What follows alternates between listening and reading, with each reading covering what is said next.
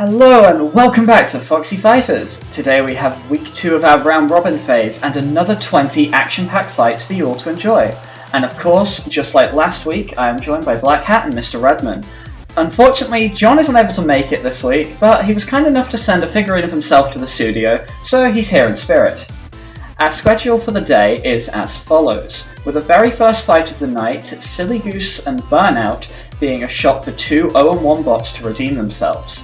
Cerberus fights twice today, hoping to continue its winning streak, but has to best the formidable multibot of Neola, who are looking to remain undefeated. I'm interested to see what weapons Rose will choose for her fight today.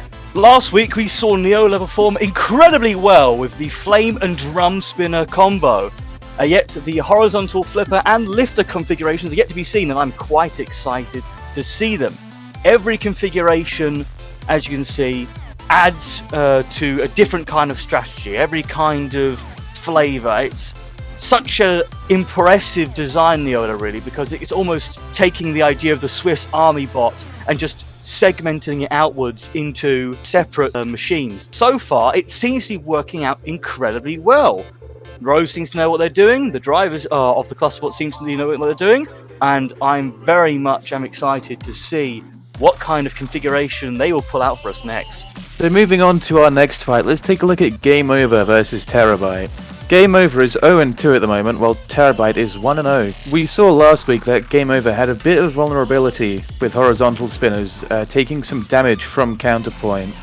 So could it be in trouble against Terabyte, as it is a full body shell horizontal? And going off the mention of counterpoint, our third fight in the Ruby group sees the fan favourite fight against the menacing horizontal spinner of Avalanche. I'm looking forward to seeing which config Avalanche chooses for this fight. I think there could be a lot of decision between the heavier armour to try and tank the hits from Counterpoint's horizontal spinner, or the heavier weapon to try and break Counterpoint before it takes too much damage. Either way, it should be a good fight between the two bots that should be hungry for another win.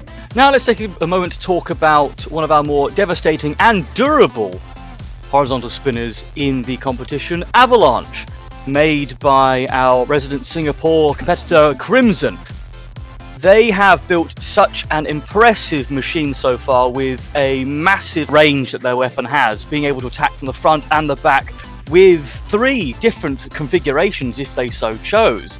A heavy disc, medium bar, and a light bar, allowing for Crimson to kind of adapt to the type of opponent they'll be facing, choosing to work in for more armour, a heavier weapon, or a balance of the two to get a leg up against their competitors. It fought successfully and pretty well with the medium bar against Game Over last week. Well, I wonder what bar they will choose to face Counterpoint this week. Counterpoint is looking pretty durable, so maybe they may go for a heavy disc to break through that armour. Yes, the Ruby group is looking to be something very interesting this week. I think a lot of the bots will be really tested, and this could very well be the week that separates a few of the top bots in the group, leaving the rest fighting to qualify as the weeks progress. However, the Emerald group already has one strong outlier, Mundo. After an incredible display last week, scoring 2 very convincing knockouts against Truncator and Akira, Mundo will be meeting the 0-1 Serpent in the arena as the 4th fight in the group. Will Mundo advance to 3-0, or will Serpent seize its first win from what looks to be a very formidable opponent? Let's talk about Skynet. It's another bot that's looking for a win, but it's got a hard battle to fight. If you saw last week's action, you'll know that its opponent Soundwave is undefeated and even dismantled Gosling last week. Even with these stats, Skynet could still put up a fight here. It needs to stop or even take the spinner off to deal the damage it needs to win. Moving on to our next battle, we have the Crusher Gosling up against the Grappler Tough as Nails. Now, we both know that Gosling is 0-1 and Tough as Nails is 1-0.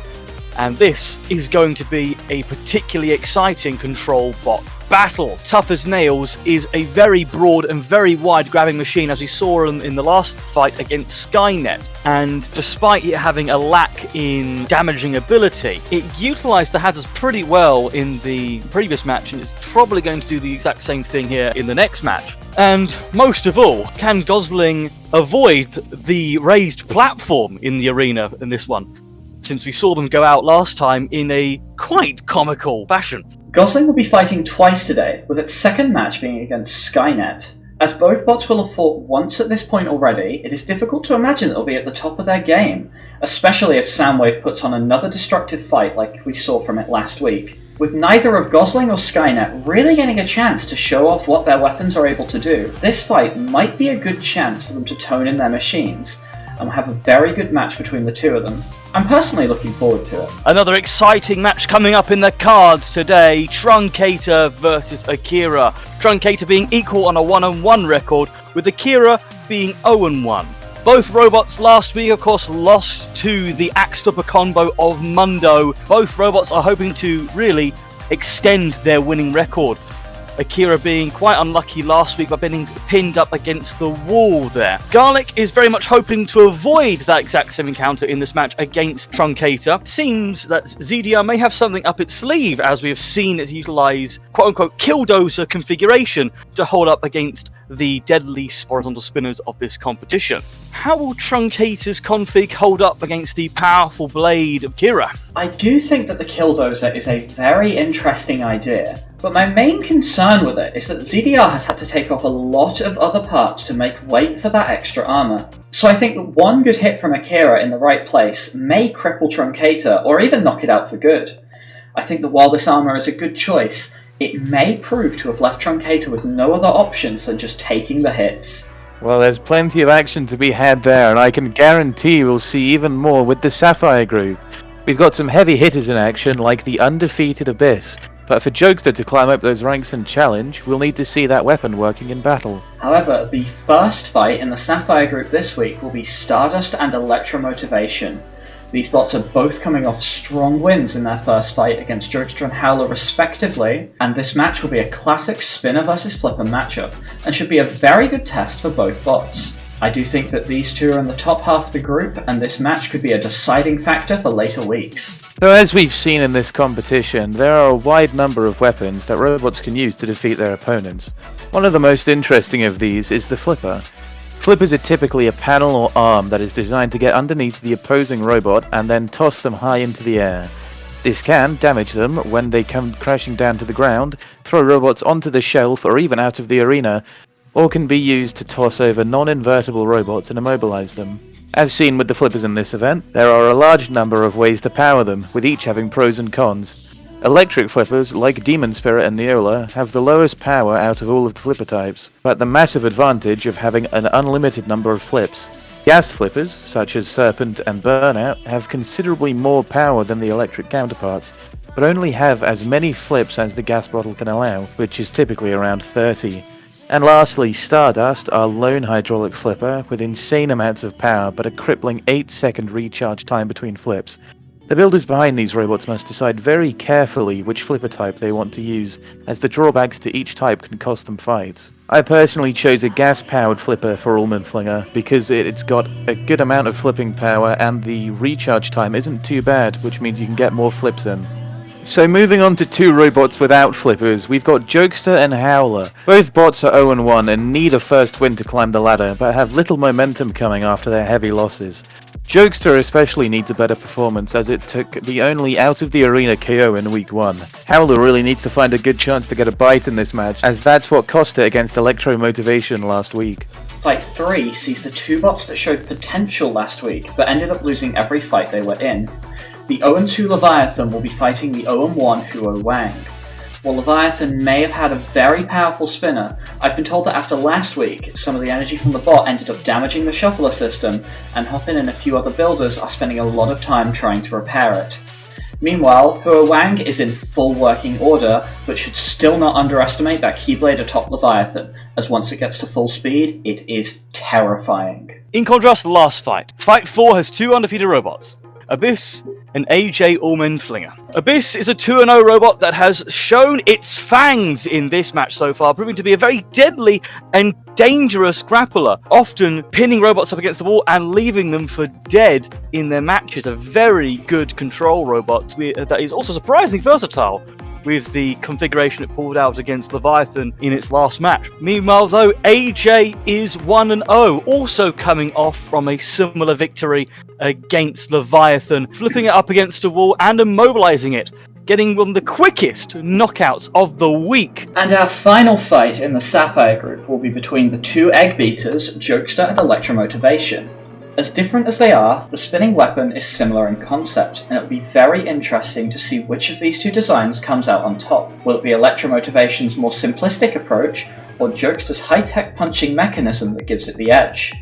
I'm hoping that we do get to see this punching spinner properly execute its method of attack at least once in its two fights this week, and see it get some points on the board. And lastly, the Topaz group, and we have a very good looking fight kicking it off this week. The yet-to-be-defeated Xiaoxilong against the rookie bot Wave Runner, hoping to prove itself after a disappointing first fight last week.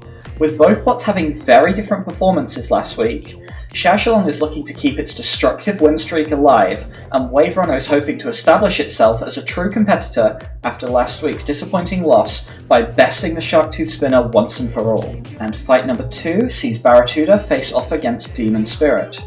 After a fairly weak win against Wave Runner last week, I can imagine that Baratuda is hoping to prove itself as a real competitor here. Although Demon Spirit is needing those points more after a destructive loss to Xiaoxilong in week 1. Double will likely be opting for his anti-horizontal spinner wedge set up in this fight, and will be looking to stop Baratuda's spinner and then toss it over, as without a real self-righter, Baratuda may be at risk at losing when that spinner is at low speeds. This should be a very good driving match to see unfold in the arena later tonight. Moving on to fight 3, we see Super Esports face up against Two-Headed Death Penguin. Super Esports coming off an equal 1-1 record, and Two-Headed Death Penguin on 0-1. Both robots fought against Quake in last week, though one robot had more success than the other, with Esports proving to have a dominating performance against Quake there in that fight, though almost getting beached on one of its own parts. Though fortunately, the driver of Quake is both merciful and a very good sportsman, allowing for Esports to gain a knockout, which some could say they and the driver deserved. Though Two-Headed Death Penguin is hoping to come up against Super Esports and potentially utilise its wide frame to maybe shut down the flanking movements of this Omni-wheeled menace. Could it utilise its wings to potentially beach Esports, considering we were shown that weakness last week? Or will Super Esports prove to be a bit too quick and too manoeuvrable for even this wide penguin? So let's move on to Quake versus Lemon. Quake stands at an equal 1-1, with Lemon an undefeated 1-0. Lemon certainly has the potential to start a streak of wins, but we've heard rumours from the pits that Quake might have something else in store. Could we see another weapon replace last week's hammer? After fighting both of these bots last week, I'm very much looking forward to seeing how they do against each other. Personally, I think that Quake's wedge might prove to be a very good shape for deflecting horizontal spinners, similar how to Wave Runner did against Baratuda last week, but Lemon is a very powerful spinner, and completely destroyed my setup that was designed to counter it. I think this fight is going to be a very good durability test for Quake. And our last fight of the week is Xiaoxilong and Baratuda. This is going to be a pretty big challenge for the angled horizontal spinner, but with an awkward hit there's always the chance it could flip Xiao over and leave it unable to fight back. Although, with Baratuda also being unable to self-right, this match could end in one big hit. Anyway, I think that's enough talking. Silly Goose and Burnout are in the arena, and week 2 is ready to begin. And starting off this episode, we have Burnout in the red square, Silly Goose in the blue square, in the Ruby group. First match of the night. Let's see who's going to take home the gold today. Both robots out the gate, preemptive, looking for a way to wedge underneath and ram. Oh, good first ram there from Silly Goose. Yes, And definitely a good start here from Silly Goose. A lot better than its last fight. Of course, both bots here are looking for their first win. and you can tell Silly Goose wants it. That is a lot more aggression than we saw from when it was against Neola. Oh, good flip there from Silly Goose. Probably utilising Burnout to flip him back over. Still upside down there, Silly Goose, but being aggressive nonetheless. Flipped again by Burnout. Burnout hoping to get that flip more into play once more. Oh, wedge side down. Still down. Silly Goose gets another lift. And nearly flips itself over. Quacking back with a little flick there. Oh, flipped again by Burnout. Silly Goose. After getting knocked out last week by being beached on the spikes, I wonder if Silly Goose is trying to stay more to the centre of the arena to prevent that from happening again. Oh, yeah, I think you're probably right there. I also think that Silly Goose is looking to probably be a lot more aggressive and just attack Burnout at its weak angles. We've seen it catch the sides a lot of Burnout. So flipped, though, once more. Oh, caught by the little rods there. I think one of Silly Goose's wheels might be slightly damaged as well. It seems to be veering to the one side a little bit more than it should be. Yeah, that might be because of the wedge itself. Oh, what's another look at this? And into the wall again! Fantastic ram there from Silly Goose. Even if there is wheel damage, there's still some very good control there. Oh. Burnout nearly throwing it onto the shelf. The sword's getting a little chip in. From the flipper there. Oh, misfire. We're coming down to our final minute now, and I have to say, this has been a very close match. Silly Goose definitely had that opening minute, but Burnout is coming back. Both robots have shown very good control with their weapon systems there, and have been consistently aggressive. Another good lift there from Silly Goose. Coming down to... good flip from Burnout. It seems so back and forth. It's good lift, good flip, good lift, good flip, over and over this entire time. Yeah, it's a fantastic battle so far, but Silly Goose, of course, once we're pushing back into Burnout, a little push comes to shove. Burnout again looking good, trying to get another shove in there. Silly Goose looking to line up. Push it away. Oh, even upside down, Silly Goose is still nearly out-pushing Burnout. I think, despite its fight last week against Neola, this is a competent robot. I have to, indeed, I think we're up against competence. It may struggle, but I think right here we are seeing this goose, I suppose, spread its wings. It is being aggressive against the right opponent here, against a flipper, and it's pushed him around because it comes to the last few seconds. Silly Goose still trying to bring the fight to Burnout. Burnout trying to angle in, trying to get something going for it. Will there be any kind of last little flick or lift there? One last shove? Doesn't look like it. There we go. Driving to the drums at the end. Oh, a little exciting match there, that one. I don't really know who's going to win that. This was very much a fight of two halves, with Silly Goose dominating the first minute or so, and then Burnout fighting back in the latter half of the fight. I certainly wouldn't want to be a judge in this one, and it was a very good and very close match. Definitely a redemption for Silly Goose after last week. And our judges scored it 5-8 to Silly Goose. A good first victory for the defensive lifter. And now our second fight in the Ruby group, two bots in very different configs than we saw them last week. Cerberus having a very interesting idea of basically trying to nullify Neola entirely by putting a giant plank of wood, and Neola opting for the flipper and horizontal spinner in this fight, hoping to disorientate and damage Cerberus. I don't know about this one here, Foxy. I mean, while it does seem like the plank of wood is a good idea, I mean, it worked there in the deflection. It's completely nullified Cerberus's weapon system. Yes, it is certainly absorbing those hits from the horizontal, but at the same time, it's made it so Cerberus can't really fight back. Yeah, that's what I mean. Oh, good flip there! Oh, a reminder that these cluster bots are half the weight of all the other robots in the competition, and still managing to get that level of flipping power is very impressive.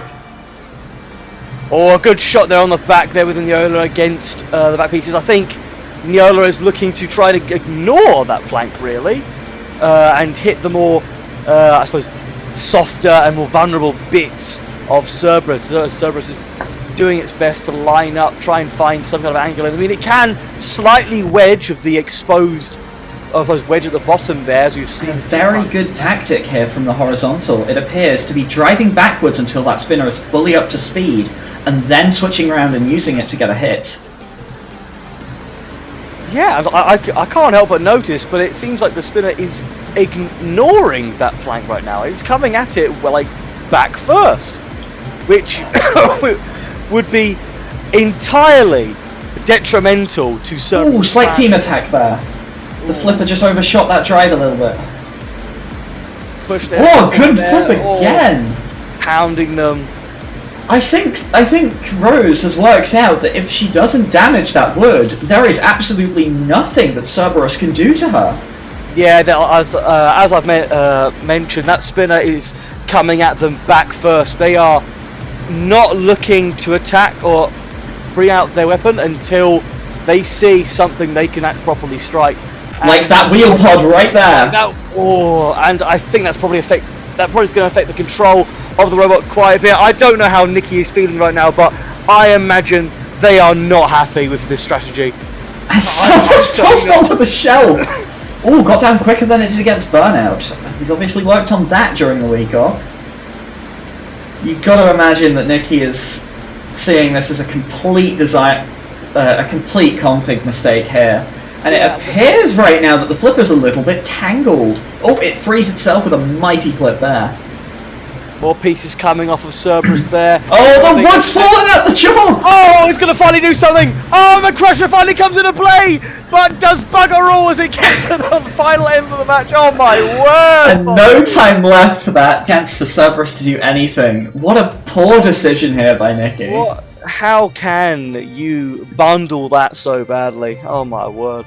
We can pretend this was a close fight all we like, but there was really only one true winner here. Neola is going to win this fight. It's just by how much will our judges give it to them.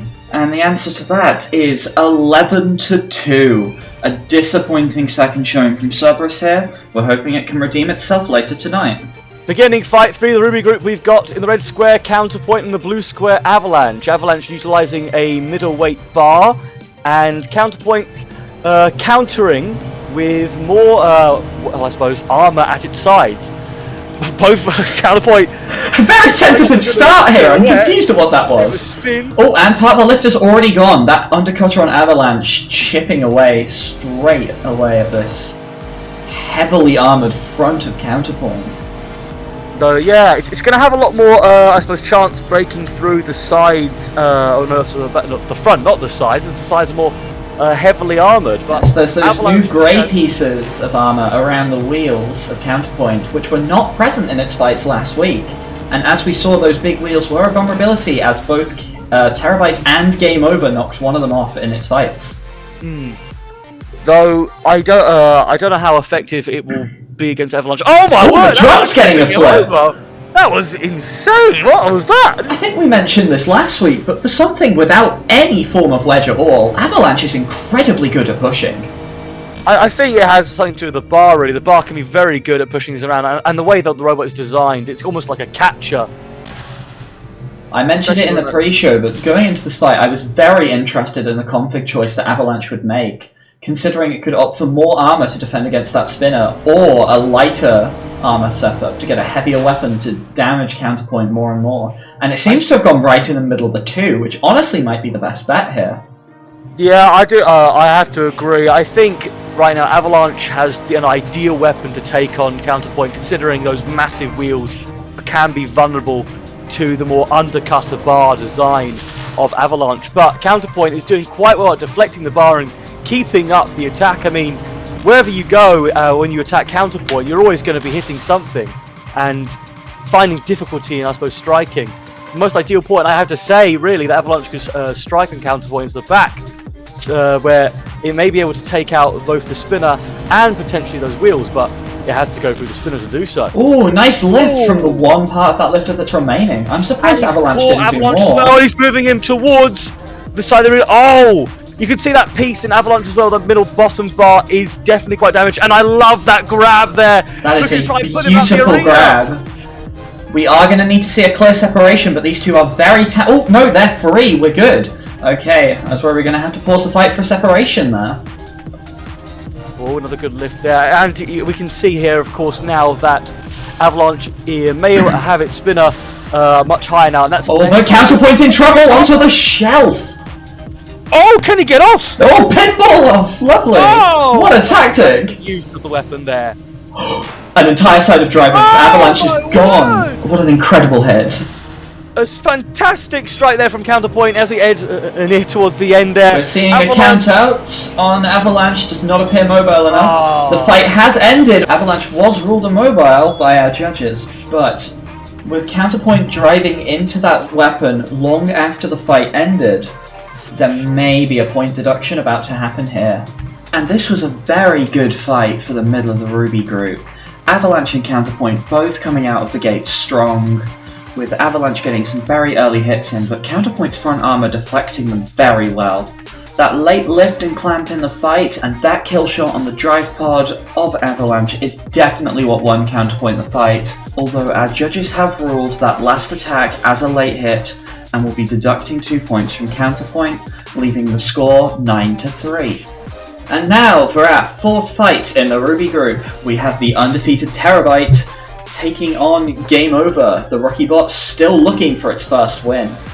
Game Over is opting for heavy front armor here, hoping to stop that full body spinner and then be able to get it to vert into play. Just like that, a nice little pop on Terabyte to start the match. Terabyte though, despite that strike, still showing a lot of strength here. I mean, in its previous match against Counterpoint, it showed no quarter here, and against the rookie Game Over, I don't know if that wedge is going to be enough to save him. It is looking a little bit damaged already, but Game Over's still driving fine, so I don't think it's affecting how it drives that much. You can see cracks starting to form on that left side now. Yeah, Terabyte has got a massively dangerous weapon there. Oh, he's stuck in the rods. I think Terabyte really, when push comes to shove, you got to kind of take him out quick, because that robot will just whittle away at your pieces. And you can see that, yeah, that left segment there of the wedge is looking terribly damaged, and the right segment now as well. Oh, a wheel guard gone from the side there. There's a wheel guard. That was only one hit as well on the wheel guard. They were shown to be vulnerable last week, and obviously, despite the massive upgrades, that front wedge that has just completely came off. Oh my goodness me! Yeah, I told you, Foxii. Whittling them down, and to Terabyte, he's too dangerous to be kept moving for too long. Mystic's such an aggressive driver. He is perfectly knowing what to do here.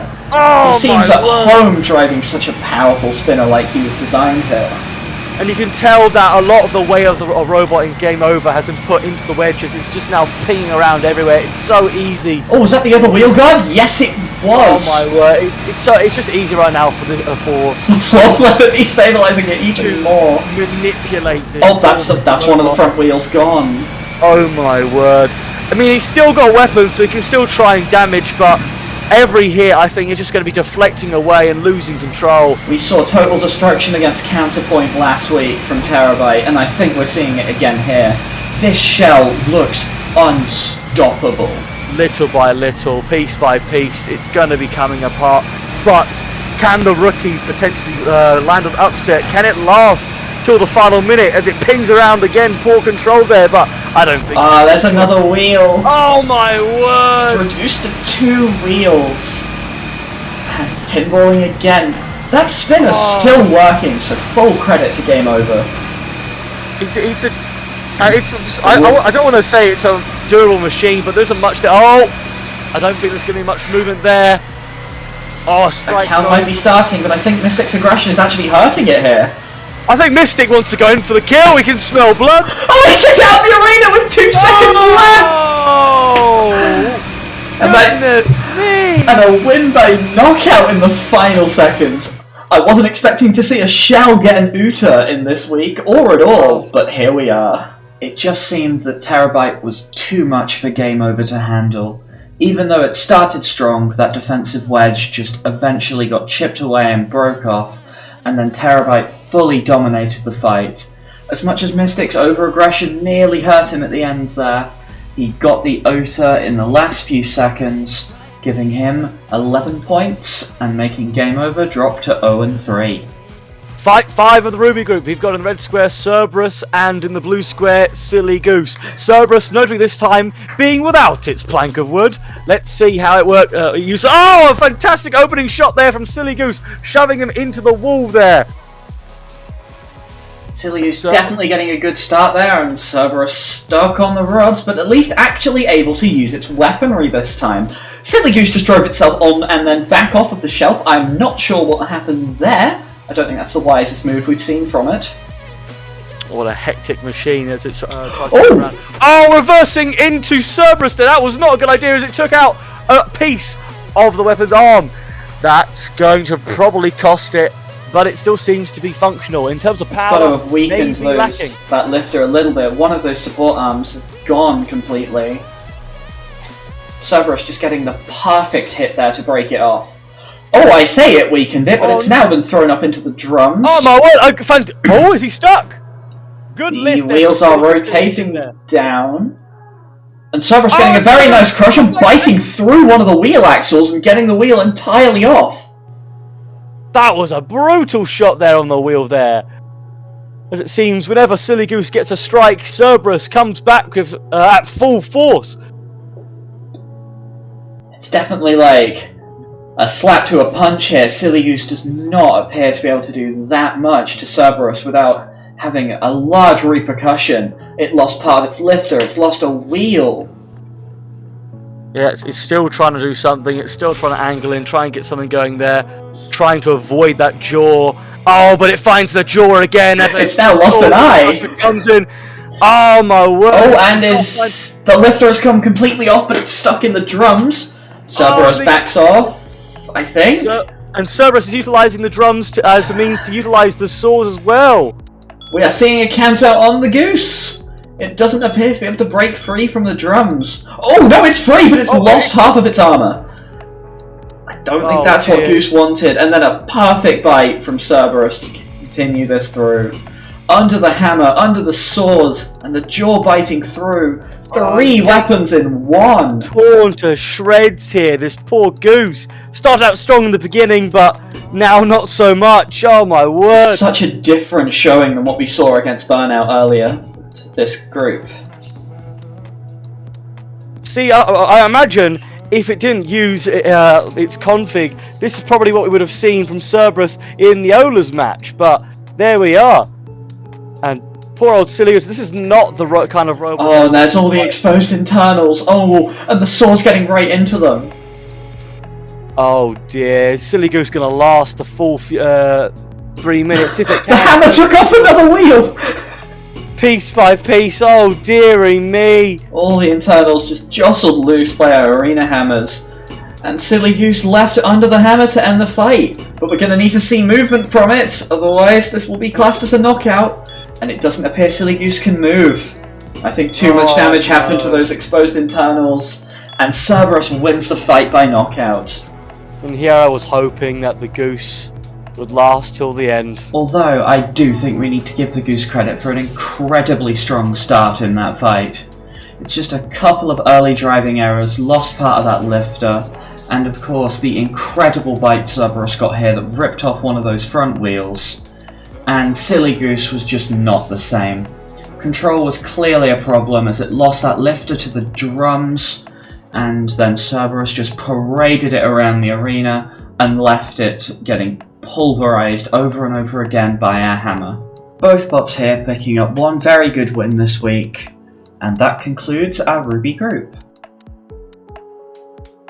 Wow, what an impressive and destructive group Ruby was this week. 3 fights ending completely in knockouts. Don't know about you, but I am thoroughly blown away by the Ruby group's performance this week.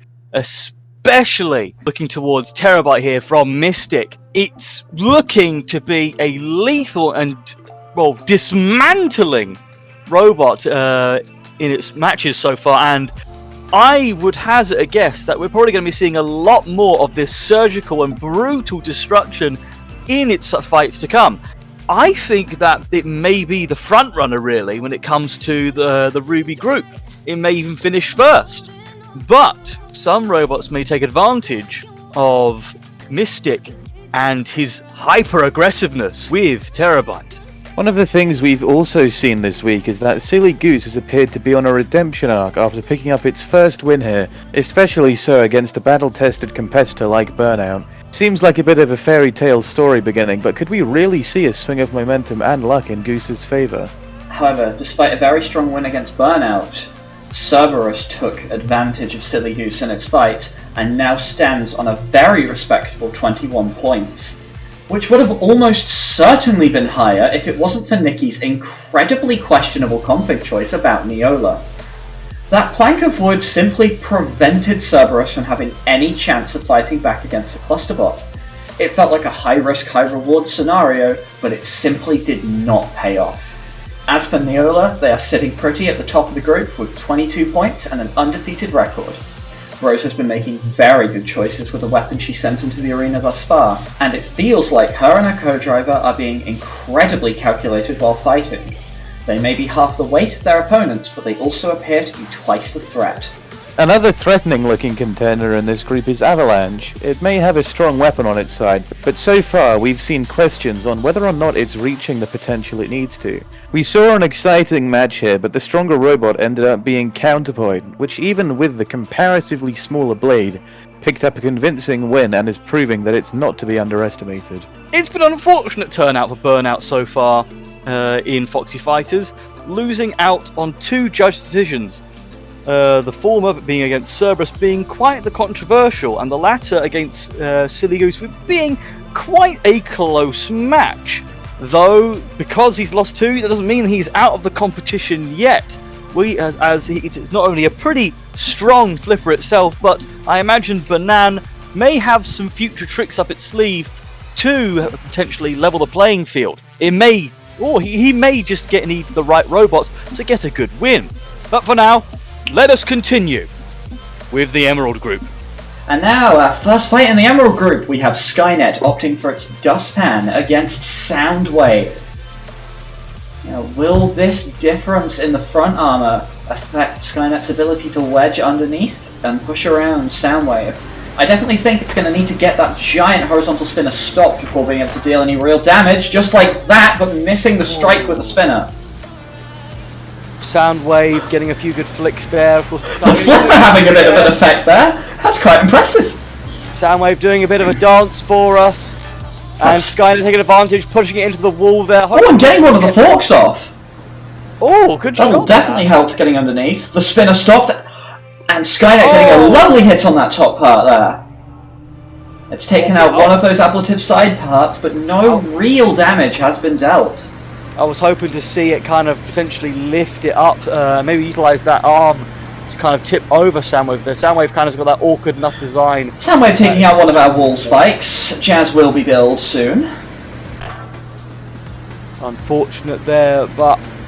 Oh, some wheel damage on Skynet now. It looks like Soundwave might have got one hit that just got round to the side. Skynet still doing its best though to be aggressive, trying to potentially... Oh, exposing the backside, how unfortunate!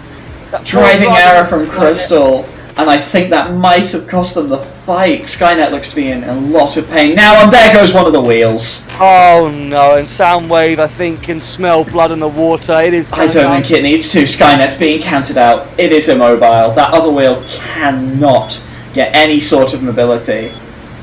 Oh, but he's going in for more. Or backs off. Expecting the death. And there's our knockout. There we go. Well, that didn't last too long, I'm afraid, Foxii. One mistake was enough to cost them the entire match. This was still definitely a much better performance than we saw from Skynet last week, and it's given me a lot of hope for the bot in future fights. We'll see it later today against Gosling, where hopefully it can put on a better showing yet again and claim its first victory. Until then, congratulations to Soundwave for a very strong second performance. Fight 2 of the Emerald Group. We've got the Grappler Tough as Nails against the Crusher Flamethrower of Gosling. I'm hoping to see a better performance from Gosling here, but if it drives over the flipper like that, we will not be seeing one.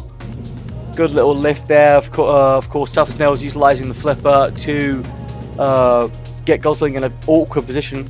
Gosling hoping to kind of land a good crush there on the arm, but it's kind of the perfect design, I'd say, at the moment for Tough as Nails to manipulate, really. You'd imagine the angled sides would make it a little bit harder for Tough as Nails to get a good grab, but that does not seem to be the case. Gosling just seems to be a perfect fit for inside those claws and just does not seem to be able to fight back. Gosling trying to get that flamethrower in play, trying to get any kind of purchase with its weaponry. They're tough as nails, just continuing to be tough as nails, really. It's definitely doing its job, It's living up to its namesake.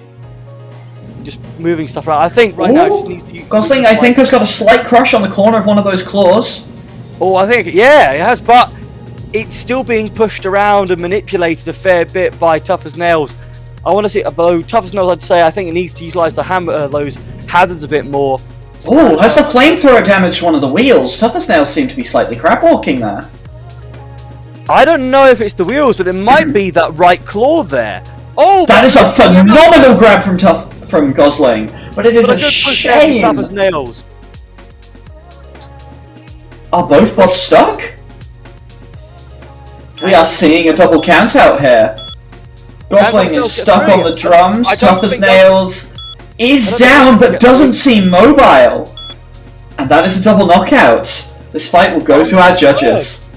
Our first double knockout of the week, with a good showing from both bots here. Gosling putting on a much better fight, and Tough as Nails just being an absolute durable piece of work. It is seemingly impenetrable, and even Gosling's powerful crushing beak stood no chance at getting through the heavy armoured claws of Tough as Nails. The judges ruled this in favour of Tough as Nails, with the JD being a 7-5.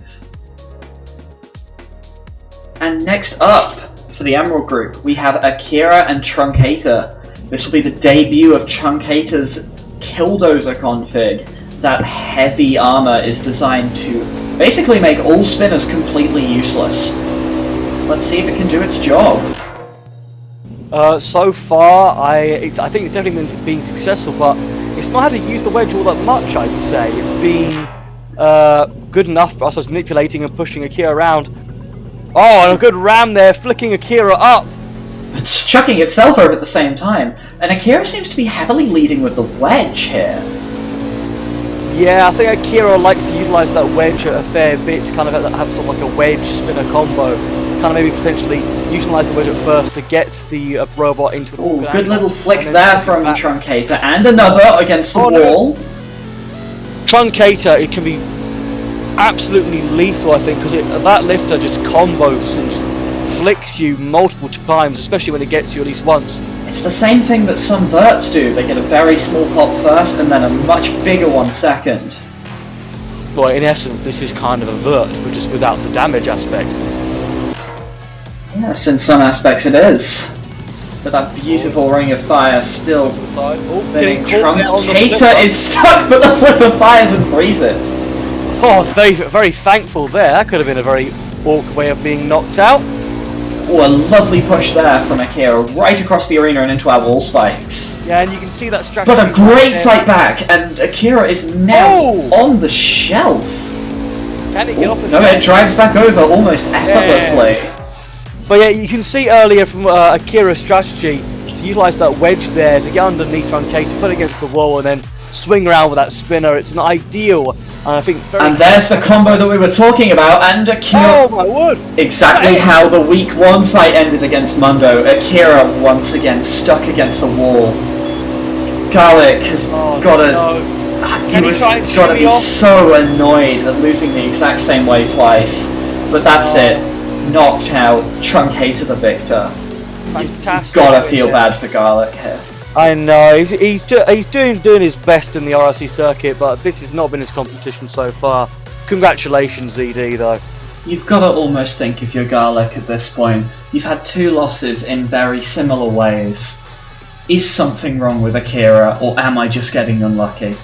I think next week will be the true decider for whether or not Garlic needs to revise Akira's design for the last few weeks, or if he can stick with it and get some good knockouts. That spinner has shown potential, but he's just got so unlucky so far in the event. Fight for the Emerald Group, we've got the 2-0 Mundo against the 0-1 Serpent. Serpent hopefully trying to can go... Oh, phenomenal flip out the open there! Oh my word, okay, yeah, I was going to say, hopefully Serpent can get its first win here today against Mundo, and it seems If it keeps flipping like that, it's definitely going to. That was a 720 on that opening flip, and then another toss making Mundo, forcing it to self-right with that axe, and another bunch of flips from Mundo, and the front wedge has come off! Oh my word, that's some explosive flips there from Serpent, and Serpent is completely in control there, having not only the lower flipper, as much as obvious now, but I'd say is a lot more. Ooh, Serpent's definitely going for the Uta there, but just not getting the flip it needed. I think Mundo is trying its best to utilise that axe and maybe use that. Or utilise the flipper like that. Wow, yeah, I'm quite impressed by that. Well, I think if Mundo can keep getting those awkward angles more on Serpent, they can definitely utilise that flip a lot more, especially maybe with an axe flipper. Never mind, it's flipped out the arena! Arena! Fantastic shot there from Serpent, getting in its first victory, and Mundo its first loss. Yes, for what was seeming to be such a formidable force within the Emerald group, Serpent defeated Mundo almost effortlessly. Flip after flip, forcing Mundo to self-right over and over, wasting that gas early. And of course, Mundo managed to get one flip, but Serpent recovered very quickly from it and delivered that incredible Uta, making it our second one of the week, and we're only 2 groups in. An amazing demonstration of the power of Serpent's flipper here. I look forward to seeing more of it going forward. And now, Fight 5 of the Emerald Group. Both Skynet and Gosling are returning to the arena. Skynet in a very different config here, opting for a lifter, because I heard from the pits that the spinning arm from its first fight got completely destroyed by Soundwave. Well, let's see if this lifter is a good enough replacement against Gosling. I definitely think that spinner probably been more ideal in this match, because when you, I suppose, become a control bot, against a Crusher, you kind of put yourself into some kind of vulnerability there, since you've got to drive so perfectly to not be dealt damage by the crushing beak of Gosling here. Yeah, and I think we saw a bit of crushing earlier in the start of the match there, and both robots trying to line up a shot, nothing substantial. It seems almost like Skynet is trying to run away. I'm not sure what it's trying to do, but it drives straight up the wedge of Gosling, which is the one place you do not want to target. Gosling was almost ready to eat and tear into Skynet with its beak, trying to... Oh, a good push there! Oh! Gosling on its side, but self-rights by using the beak. Very effectively. Though Skynet didn't really take advantage of Gosling in that vulnerable position.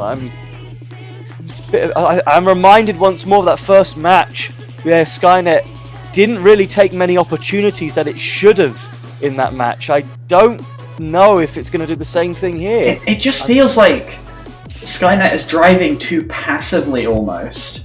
It's almost waiting for its opponent to come to it, but it doesn't have the tools to bait its opponent correctly, really. Yeah, and I can't help but notice as well, but that... Oh, that's a good lift! Oh, a good lift and a crush. The first one we've seen all match, really. And I suppose anything sort of lift of value, but Gosling has crushed a few times in this match so far, and I'd say is ahead in terms of damage, if there is any damage at all to be said in this kind of match. As we head into our final minute, oh my goodness me. 2 minutes of this have passed, and I think there's been about one hit. This... As much as I feel like Crystal was kind of forced into this lifter config due to the destruction suffered from Soundwave earlier, it just has not been utilised effectively at all.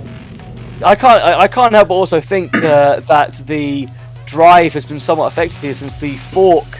I can't help but feel like analysing Skynet here, its drive is pivoting around the fork itself rather than the actual centre mass of the robot. I'm watching this as well. I kind of think like Gosling is just pressuring Skynet almost, like pushing it towards the walls, towards the corners. It's controlling the pace of this match here by just existing. As much as we haven't seen that much potential from Gosling, one thing we did see last week against Soundwave, that front wedge is low. Oh, and I think it's going to end. Gosling okay? It's going to need to self-right. Oh, this would be for controlled movement. There we go. A very nothing fight to end the Emerald group off. But What a shame, really. I think Skynet's passivity is really hampering it now, because I don't think it's going to win this judge's decision. And it seems our judges agree with you, Red, as they have ruled this fight in favour of Gosling, giving our favourite flamethrower Goose its first victory of the series. But unfortunately that does mean that Skynet drops to 0-3. And welcome back to Foxii Fighters. We just watched the Emerald group fights, and they were mostly a good showing for all the bots in the group. We'll start by talking about Fight 1, Skynet versus Soundwave. And this was a much better showing for Skynet this week, as it was putting on a very good fight against Soundwave until a slight driving error damaged one of the wheels. It was very unfortunate to see Skynet lose so quickly once again, but it is showing more potential now, and hopes are high for future weeks. And on to Fight 5 of the Emerald group, where we didn't really get much of a fight against these two competitors, despite it being Gosling's first win in that match and managing to do something. Skynet, I think, proving itself to be a bit hesitant and lackluster in its battles, not really taking advantage of its opponent and not really being as aggressive enough as it should. Definitely hoping we don't get to see more of this kind of record from either of these robots in the future. Crossing my fingers. So, moving on to one of the best matches of the week for me, we had Tough as Nails take on Gosling. It was a really close fight, and we got to see our first double knockout of the week, with the win being handed to Tough as Nails. Although Gosling had a convincing performance here, but to get a win it really needs to avoid getting stuck on the arena floor. And I am here with one half of everyone's favourite man and dog duo, Taxidus, the builder of Tough as Nails. And unlike almost every bot in this event, Tough as Nails is a replica of an IRL robot by the same name. So my first question to you is, what is it about Tough as Nails that you love so much? There's nothing else like that in Robot Wars. You've seen full body spinners, and there are a couple of full body lifters like Producer 2000, but there were never any full body grabbers other than Tough as Nails, at least not what I can think of. Tough as Nails is the best example of a full body grabber. And yes, it does certainly seem that the bot is performing pretty well so far, as you currently have a 2-0 record. And as a control bot, driving is pretty key in the arena. Do you think you can continue this momentum going into future weeks? I've had a lot of practice driving it, but the problem, it's not the robot, it's the other robots. There's going to be something, I would imagine there's going to be something sooner or later that's going to trip me up. Yes, and as for the rest of the Emerald group that you are yet to face, are there any of the bots that you are worried about fighting? I think I'm most worried about probably Soundwave and Akira. Those are quite big spinners and are horizontal spinners. Skynet, the weapon's quite easy to avoid with Tough as Nails, but horizontal spinners with Tough as Nails' shape and design, it's a lot harder. I would have to get behind them, and even then Soundwave would be difficult. As for Serpent and Truncator, I'm reasonably confident against those. Well, thank you for your time, and I wish yourself and Tough as Nails the best of luck going forward. It's been good speaking with you. And now, on to Fight 4 of the Emerald group, and Mundo may have been dethroned. After a very convincing win by Serpent, destroying the front lip of Mundo within seconds and tossing it around the arena and eventually chucking it out, Serpent claims its first victory against what appeared to be the scariest bot in the group. Is this front wedge being so fragile being a potential weakness for Mundo going forward? And will we see some of the other bots yet to fight it take advantage of this? And Serpent being on the path for redemption, I am looking forward to seeing it continue to use that momentum going forward. A very strong and convincing victory there from Truncator, ZDR, and this very successful Killdozer configuration. Definitely held up against the full brunt and force that Akira brought in that match, and ultimately history ended up repeating itself with Akira once more getting beached up against the Foxii Fighters arena wall. Commiserations to Akira and Garlic. Hopefully they have some better luck in the future. Now let's move on with more fights in the Sapphire group. First fight of the Sapphire group we've got in the red square Electromotivation, in the blue square Stardust. I think both robots 1-0, coming off of a very strong wins, I have to say, in their battles. Who is going to come 2-0 in this match? Yes, after last week with Stardust's incredibly powerful flips on Jokester getting it out the arena in under a minute. And then and a good first shot. Electromotivation chipping away at Howler last week, and now doing the same to Stardust here. Parts shedding off already. And you can see just how brutal and, I suppose, offensive Electromotivation is being right now. Even when Stardust is upside down trying to recover, Electromotivation is just pushing back and striking and consistently whittling away. We saw this last week in the fight against Howler. Once Electromotivation hit it over, it did not let itself right. It kept hitting and hitting, but there's a good flip from Stardust. Oh, good first. And a second one, but the floor flipper righting Electromotivation of all things. Another little flick there. Stardust making up some ground now after being torn apart a bit there. A good push from Electromotivation into the wall spikes. A little chip from the egg beater. Oh. I have to say, I think Electromotivation is winning the wedge game here, as that front wedge is looking a bit torn apart now. Chipping off the front of the flipper and leaving Stardust for dead against the wall spikes. It's being counted out. It doesn't look like it. That flipper is firing frantically, trying to break free, but that is the knockout.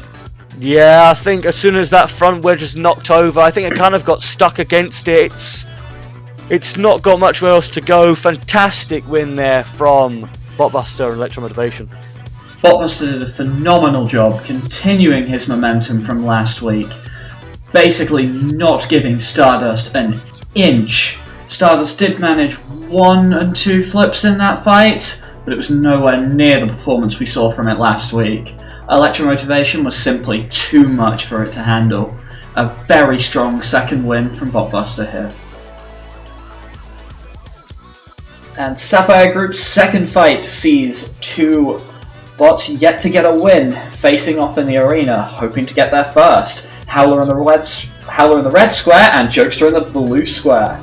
Jokester getting a good first hit there with a punching egg beater. We're finally seeing that weapon show what it can do. 2 good hits right off the start, and the floor flip and tossing Howler up into the air. Oh, it's been a real rough start for Howler in the beginning there. Oh, a good bite down there!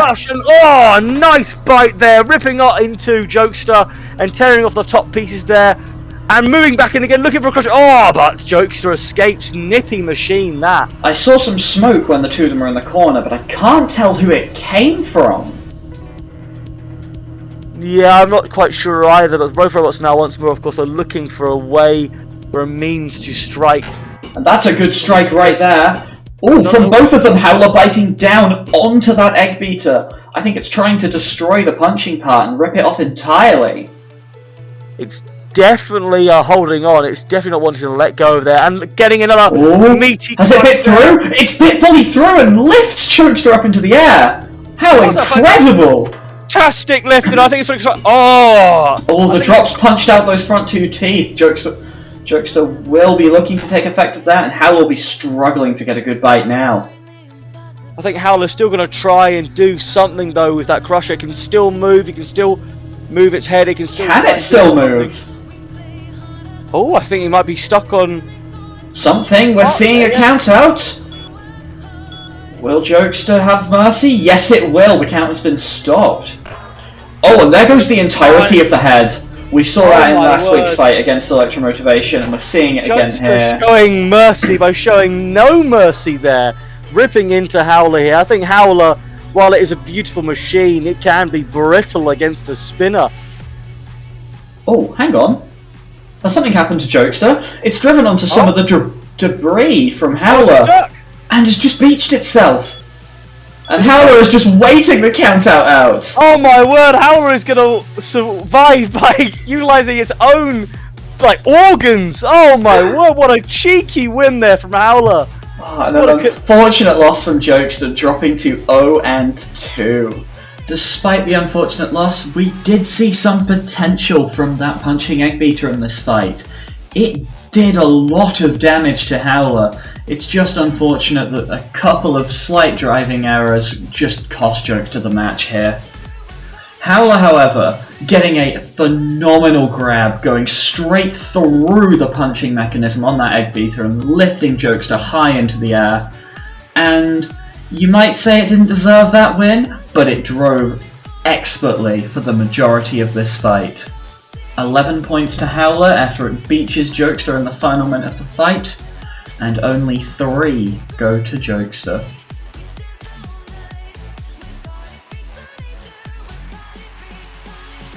Continuing on with the Sapphire group, we have in the red square Leviathan and the blue square Hu Wang. Leviathan coming into this fight again with a much more faster and more refined shuffler system. Hoping to potentially keep up now and be a lot faster than it was in its previous match.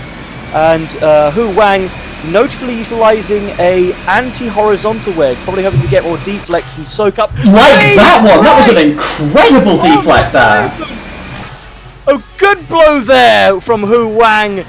Oh my word, an explosive first shot there from the spinners. Leviathan unable to spin up. Leviathan spinning up. Oh, and I think its own gyro just took it over. And we saw last week Leviathan struggles to self-right. Will this be another instance? Hu Wang is not hitting it again. It is staying back. He did strike him again, though. I think Hu Wang, what a fantastic move there. Getting underneath, utilising its better wedge. And Leviathan knocked out in under a minute again. 2 of its 3 fights we've seen that happen now. It is just having no luck in the arena. It just goes to show what a good Shreemet can do. I second that, and it just appears that Leviathan does not have one. Another unfortunate loss here for Leviathan, hoping that the Shuffler can rebound in later weeks, but a very convincing win for Hu Wang. And now, Fight 4! We have 2 undefeated bots meeting in the arena, hoping to keep their undefeated record, the 2-0 Abyss against the 1-0 AJ Allmanflinger. Let's see whether Lifter or Flipper will win today, and it appears that Flipper will, with the floor Flipper getting the first attack of the match. Both robots trying to angle in, trying to get the weapons into good use there. The arena, I think, doing more damage so far, and attacking a lot more in this match than these robots, as both of them get glancing blows. Both of them, of course, trying to, they're just trying to play the wedge game right now, really. I think Rob was being very careful waiting for that first flip. Oh, good first flip there from AJ. When you have your gas flippers, you've got to conserve those flips because your first flips are always the best. And I think that's what we're seeing here. As we're nearly into our 2nd minute of the fight, and we've only seen 1 flip out of AJ. Abyss, though, still looking to try and get an angle in, still waiting. Ooh, almost getting it there, but just not getting that top jaw fast enough. Both robots once more, of course, playing the tentative. Ooh, trying again. There's another flip to break free from the grab. A clever use of the flipper there. And a very good flip there, sending Abyss into the arena wall and comes crashing down. I have to say, so far, out of the 2 control bots here, AJ is winning. Abyss is just finding difficulty trying to get AJ since it's just so nippy, and I think it's just the front wedge is lower, I think, than Abyss here on AJ, and another good flip there. Abyss is just being tossed around. Abyss right now is a pancake in a pan, and AJ is holding the handle and is definitely getting the wins here. Around. Oh, but Abyss. Oh, got a grab, but didn't really capitalise at all, slipping away. All been so nearly from Abyss. It's always just so close to getting that perfect grab and lift that we saw in the Hu Wang fight last week. Yeah, we're getting close to that minute now. Can we see any kind of miracle here from Abyss? So we're going to see continued domination from AJ here. We don't know. AJ nearly on the wedge, but just escaping. Running away there. You've got to be very careful because as soon as Abyss... there's a grab! And God, Abyss! AJ is on the drum! Fantastic there from Abyss, and Abyss has got AJ stuck. Can AJ use his flipper to get off? The drum is pulling him back up every time he tries to get off. Can he get off?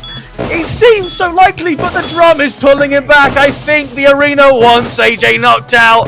Oh no! An unfortunate loss there. Unfortunate, of course, for Rob there, but Abyss moving to 3-0. After another very slow start to one of its fights, Abyss just manages to get one grab, and that's all it needs. Last week we saw it beat Hero on the wall spikes, this week it beaches AJ on the drums, and of course smothering Leviathan as well. It seems unstoppable. And a very unfortunate loss for AJ here. It was on top for the first 2 minutes of the fight. We hope to see it perform as well as it did last week going forward. And now, our final Sapphire fight of the night sees the two egg beaters, Electromotivation and Jokester, square off in the arena. Jokester still hungry for that first win, but its forks are getting straight underneath Electromotivation here, and we have a bit of a lock, but Jokester getting a very good push into the wall and getting a first little nibble on that wedge. I think Botbuster should be concerned now, because I think so far of all the robots that Electromotivation has fought, Jokester is the first robot that has cleanly gotten underneath the front wedge. We might have spoke a bit too soon. Electromotivation getting underneath there and getting a nice little flip on Jokester. Good self right there, of course, from Jokester. Jokester, I don't think its spinner is spun up. It doesn't appear to be. Oh no, it is spinning now. There we go, yep. I think it was just waiting. Both robots conserving that battery, conserving the energy, waiting for a good strike. Pivoting around. Botbuster seems fairly defensive in this fight. I think after that first wedge to wedge, Botbuster is learning to take his shots. Again, pushed against the wall and rammed there! Oh, but only two forks underneath. The other two have bent up Electromotivation's wedge, so I don't think it's got quite the full way under. But he's still got underneath again. Oh my word, he's taken away. Oh, one of the wedgelets have been punched off. Oh no, the floor flipper's got it stuck. Will Jokester have mercy? Yes, it will. Oh, and sticks it on a different part of our arena and leaves it. Oh my word, I thought the arena was about to take another life here today. And it still has, looking at this, as the knockout happens and Electromotivation has its first loss. Fantastic win there from Jokester, and great work from Grizz. Commiserations to Botbuster. Yes, but you've got to imagine after two very tough losses, Grizz has got to be getting a little frustrated with it, so it is completely understandable that he would not free Botbuster at the end there, after getting him stuck for a second time. But even then, Jokester's forks are the first thing we have seen penetrate that wedge of Electromotivation. So, very well done to Grizz here. I think that fight was expertly driven, and that is the best we have seen that puncher work. Good work on Jokester for getting its first win of the series. And we are back after another set of amazing fights. But I think, still being the MVP of the group, we have Abyss now at a very impressive 3-0. After another fight where it looked like Abyss was losing until it got one very good grab, beaching AJ Allmanflinger on our arena drums, Abyss has claimed that coveted third victory and moves to an amazing 31 points. It might only be week 2 out of 5, but it almost seems that there is no way Abyss does not qualify for the group brackets. After that fight, we saw Leviathan's third match and subsequently its third loss against Huo Wang. Huo's weapons showed a lot of power here, finally getting their first win in this competition and standing at 1-1. Leviathan really needs a miracle to get a win on the board. Coming from off the first fight of the Sapphire group, we are seeing a strong showing of Botbuster and his robot Electromotivation, continuing on the momentum he had from last week, being as brutal as ever despite the one loss that he's gained, getting a very convincing and destructive win against Stardust, dismantling it and leaving it for dead up against the arena wall. It's such a shame for Stardust. Commiserations, considering how impressive its win was against Jokester from last week. And moving on to Botbuster's second fight in week 2 against Jokester, it seems that momentum just came to a halt. Jokester's weapon was finally dialed in, and we finally saw the wedge of Electromotivation penetrated. Jokester's long forks at the front just got right underneath, and the pushing power behind that four-wheel drive was slamming Botbuster around, and the punching egg beater got perfectly into play. So, I'm here with Grizz, the builder of Jokester, the punching egg beater that's starting to turn some heads within the Sapphire group. Now, I know you got a fairly slow start in the event, losing to Stardust in quite spectacular fashion, and then getting stuck on a part of Howler. So is it a good feeling to finally have Jokester working as it should against Electromotivation? I mean, yeah, I was happy with the performance, and I was like, wow, I can actually get underneath this thing, and I'm so glad I beat him, because it's like, yeah, I mean, I heard Electromotivation was like a really good robot, so it was just a really nice feeling to get to beat something that people considered like really good, especially by one of the better bot builders, Botbuster, a really good. Yeah, you were the first thing to get underneath it with those forks at the front.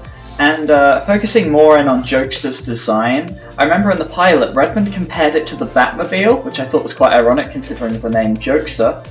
And it made me very curious as to where the design and theme for Jokester came from. So what were your inspirations for the bot? Really, what happened was I looked at Tantrum's design and I said, you know, I want something that's kind of silly but doesn't implore like the same sort of attributes as Tantrum.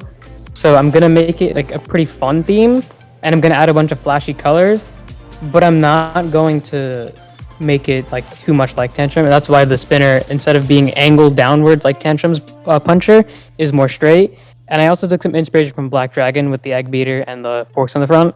This robot really wasn't meant to be too serious, it was just kind of something I did for fun, and here we are now. Yes, it seems to have turned out a lot more competitive than you might have thought. However, there are still some pretty big names within the Sapphire group that you are left to fight. And out of the 4 bots left for you, are there any in particular that you're not looking forward to fighting? Leviathan, like it kind of hard counters my design. I can't really get underneath with my wedge. It kind of hits me really hard. I can't. It kind of just gives it too many opportunities to spin up, and like generally just horizontal spinners. But against everyone else, I'm fairly confident I can at least put on a good showing. But against Leviathan, I don't think I got that one. It's deadly for me. Yeah, I can see why it might be a bit of a counter. And our final question I have for you is, looking at the field as a whole, are there any bots from the other groups that you do or do not want to fight?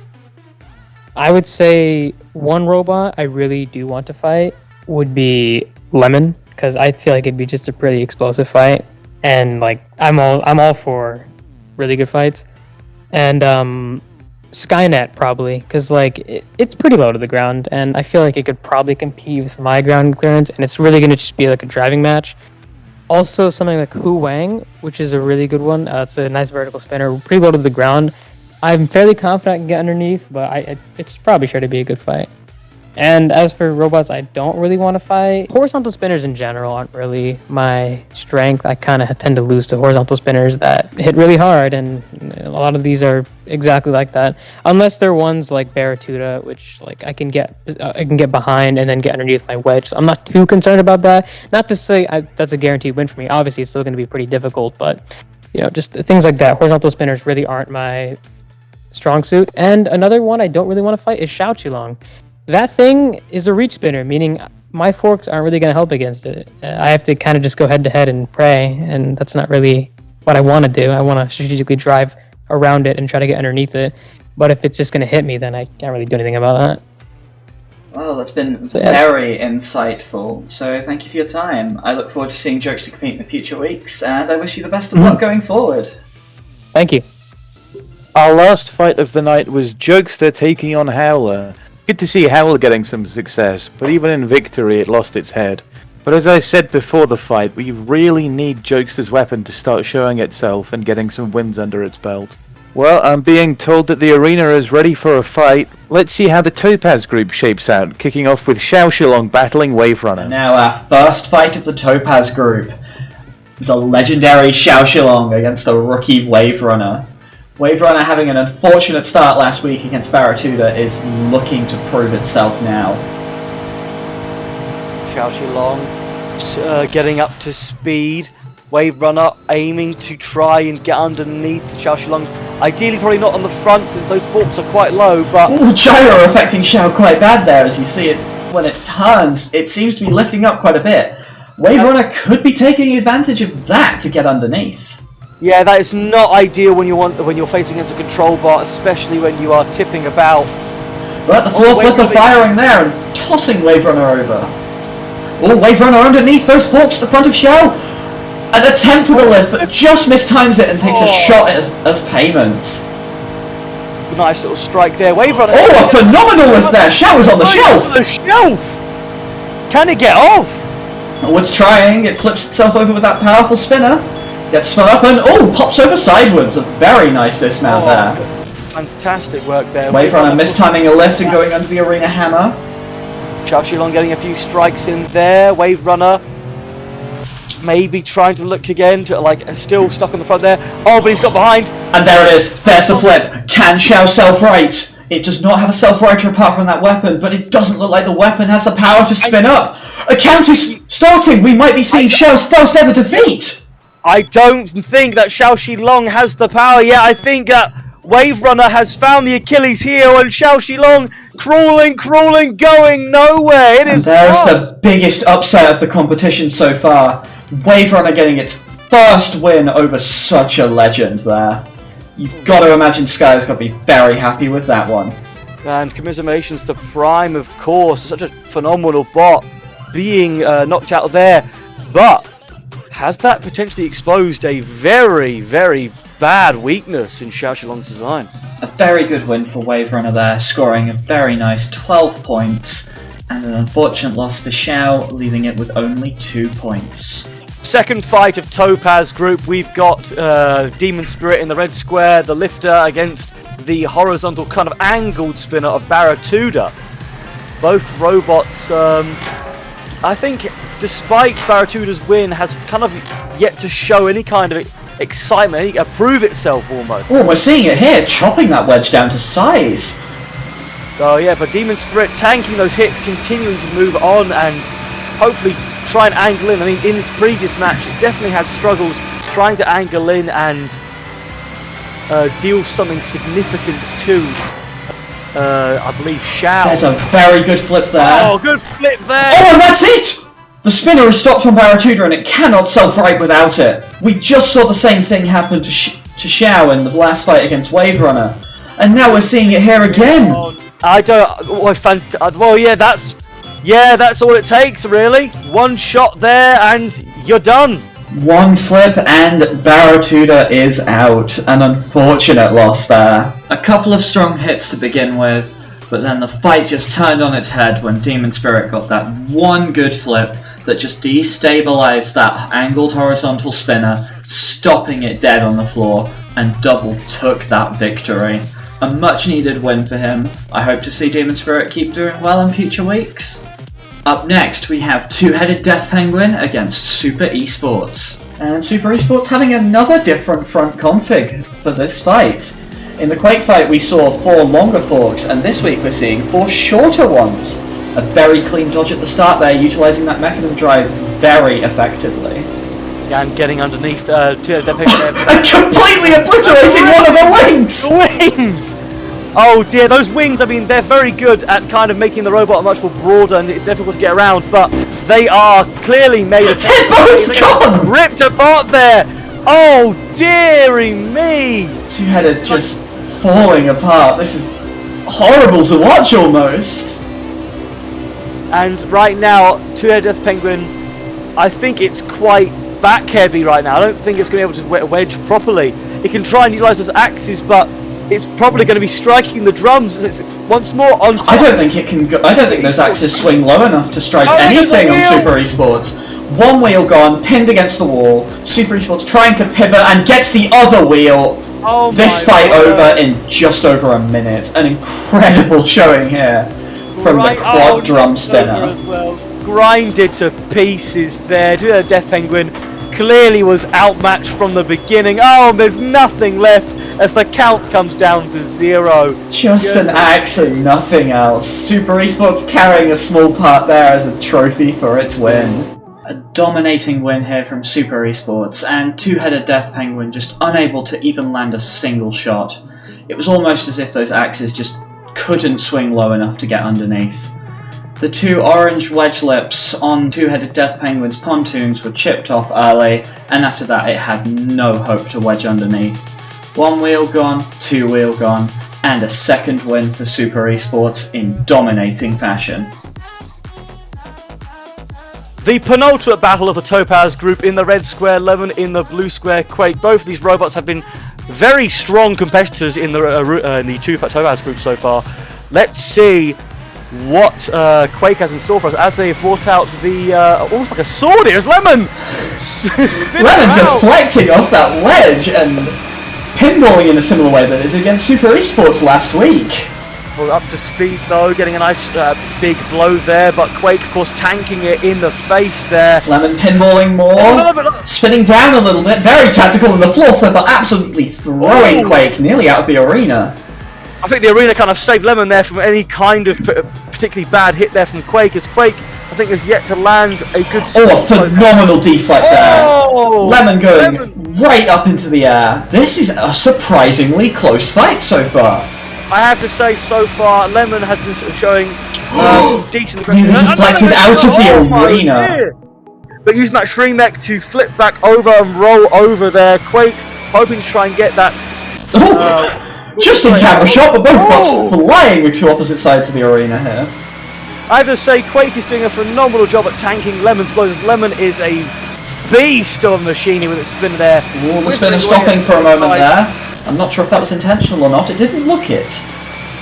I think it was the wedge there of Quake just whittling it down. It's definitely tanking him very well. We can see that wedge is starting to take damage now. The deflects are starting to happen on both sides. Whereas this fight started with just Lemon pinball, and Quake is now also being thrown across the arena, just like that. Oh, a fantastic blow there. But Lemon, of course, despite every deflect, is still coming back just as aggressive. Smoke from one bot. I think Lemon took out a wheel. Yeah, that's definitely a wheel been taken out there, and that's definitely going to affect the way Quake moves, as Quake is kind of circling a bit, giving Lemon the opportunity to sneak up on it and give a kind of blow there. The sword is down, it's hoping to do something, maybe land another hit there, itself. That wedge just not being able to deflect anymore. It's taken too much damage. Quake is hurting, the drive is hurting, the wedge has just come off.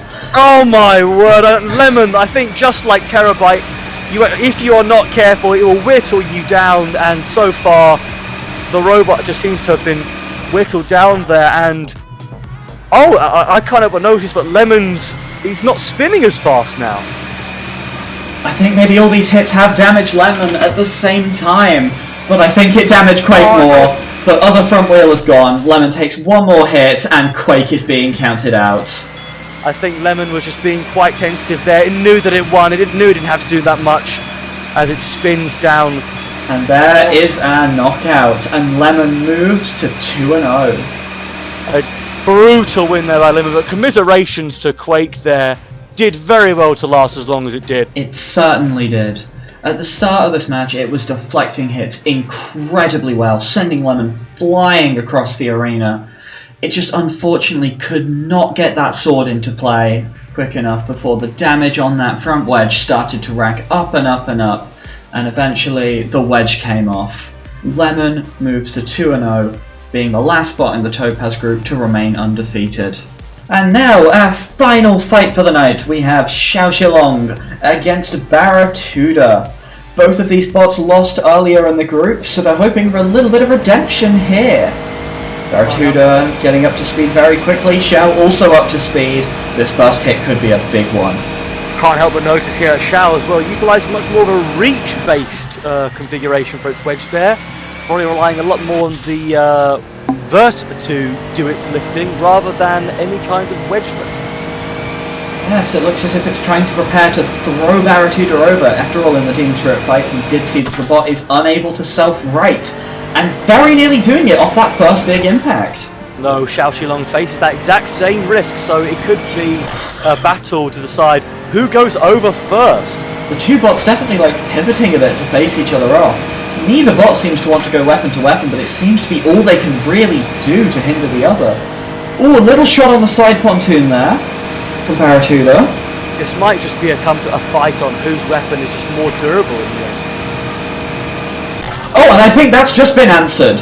Oh, dearie me, Baratuda's blade being ripped asunder and Xiaoxilong flipped up, so... Oh, but what a bounce there! Baratuda bouncing right back up because it had speed in what's left of its spinner. I think that's the first time we saw Baratuda properly self-right. Oh, but it's not doing it that time. I think this might be it. As much as it is moving, that movement is not controlled, and a count has begun. Yeah, I think Xiao Shilong is going to take this win in stride.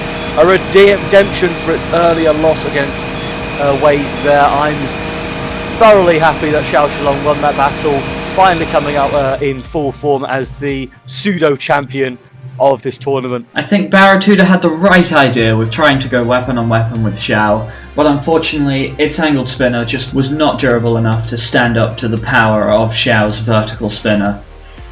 Eventually, it just got whittled down more and more until the knockout shot happened, flipping Baratuda into a position it could not self-right from. Xiao moves to 2-1 and is still a force to be reckoned with within the Topaz group. Welcome back to the studio. Let's start talking about the Topaz group and what went on there. Fight 2 of the Topaz group saw a redemption, a redeemable action from good old Double O Reese and his robot Demon Spirit, landing a solid and convincing flip on the unself-rightable Baratuda, getting its win in just under a minute. A very solid win against it and cutting off Baratuda from any kind of further point gain. Very much showing why Baratuda should have a Shreemek and why most people these days should have a Shreemek when it comes to these competitions, because otherwise you're just going to get flipped over easily.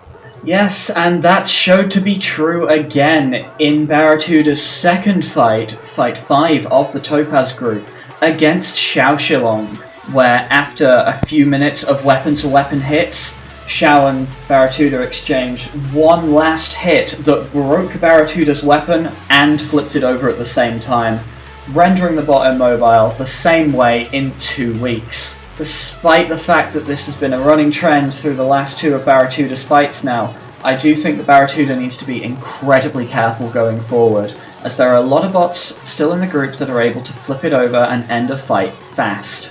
We next got to see Lemon take on Quake in what was a surprisingly even fight, but after a few minutes, Lemon's power was simply too much to handle for Quake.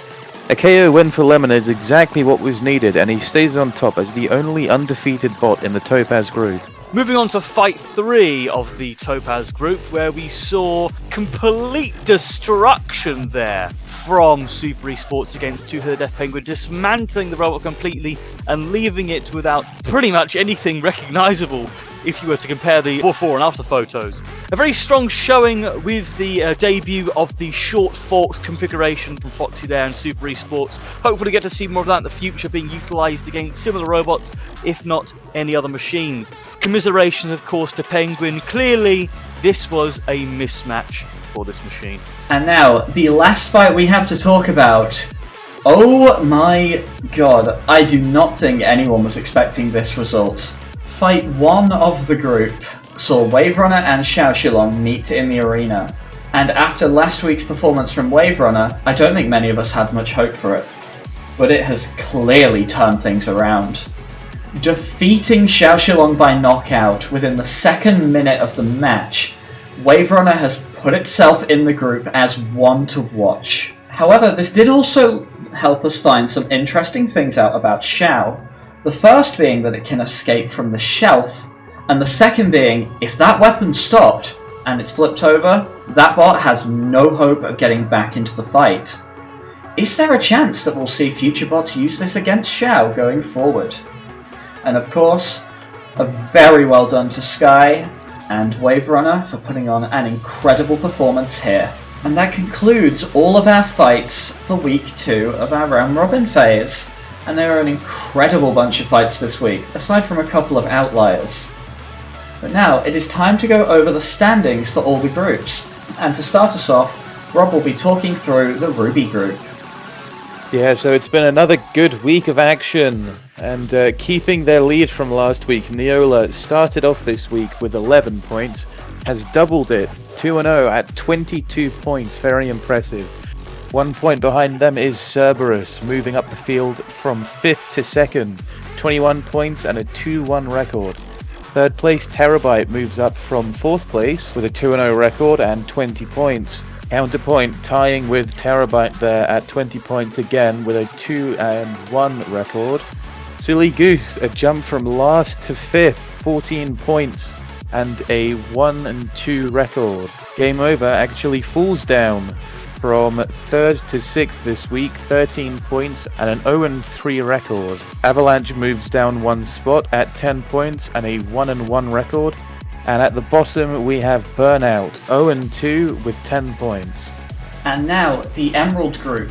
Despite its loss, Mundo remains in first with 26 points and a 2-1 record. And continuing that trend, Soundwave stays in second place with 23 points and a 2-0 record. Truncator is also keeping its spot in the group in third place with 19 points and a 2-1 record.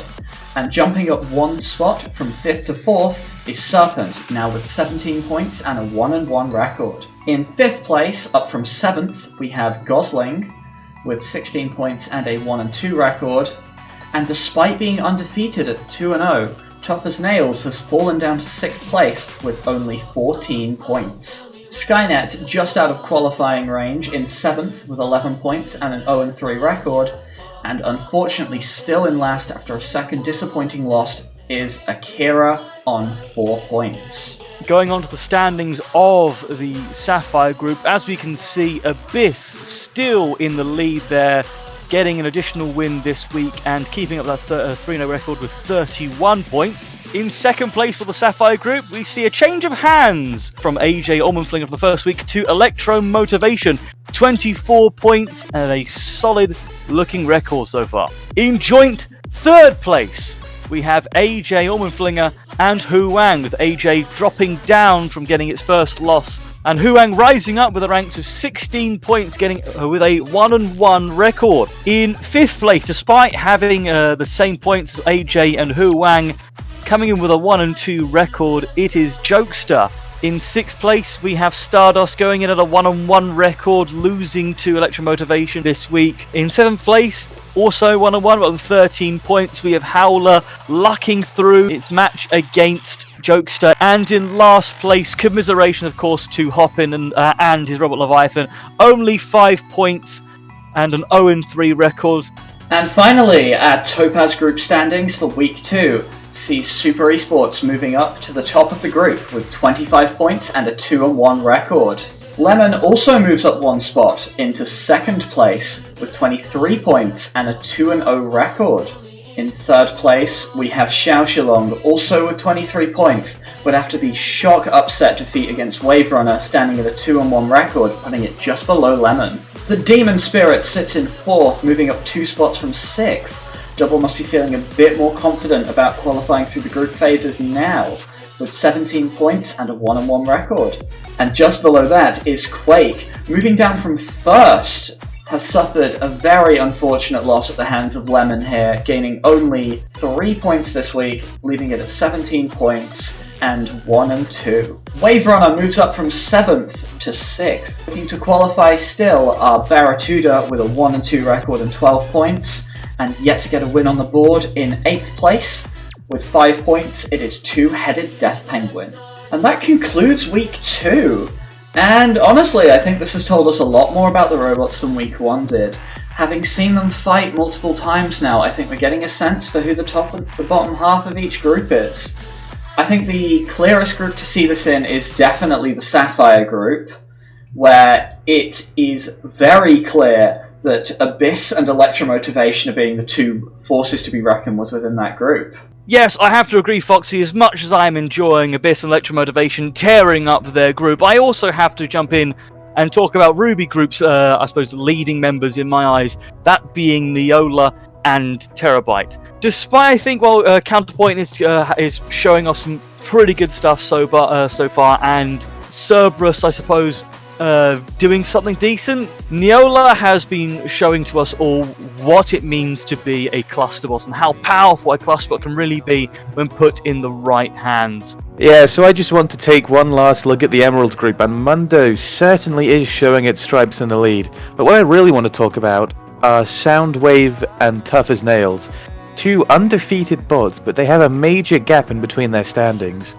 Tough as Nails is absolutely a contender for a high place overall in the tournament, but being a control bot really hinders it from a points perspective. But it's the opposite for Soundwave. I mean, we've seen it tear through its opponents, and I think it could really take first in the group standings. I also want to take some time to talk about Serpent. I have loved seeing it in combat, and the two massive flips, 720 degrees or thereabouts in the arena, was spectacular to see. It's definitely a group worth watching, and I'm excited to see how it all pans out. And lastly, I will draw our attention one more time to the Topaz group, where our only undefeated bot left is the formidable full-body spinner of Lemon. Despite its fairly cartoonish nature, this spinner is a serious threat to a lot of things in the group. We saw last week it tear apart my own machine in Super Esports, and this week it tore Quake's front wedge off, and we know that thing is durable. Another bot to look out for is Demon Spirit. That flipper does pack a mean punch when it gets a good flip in, and Double is a very aggressive driver, and I think he could definitely get some upset Utas within the group. And of course, Wave Runner. I think all eyes were on it after that first fight today. It has shown that that front hinge lifter can control and knock out opponents if it gets a good pin against the wall and just slams them into it. I think this could be one to watch as an underdog within the Topaz group. That is everything for week 2. So, on behalf of my co-hosts and myself, I hope you did enjoy. Thank you for watching, and good night.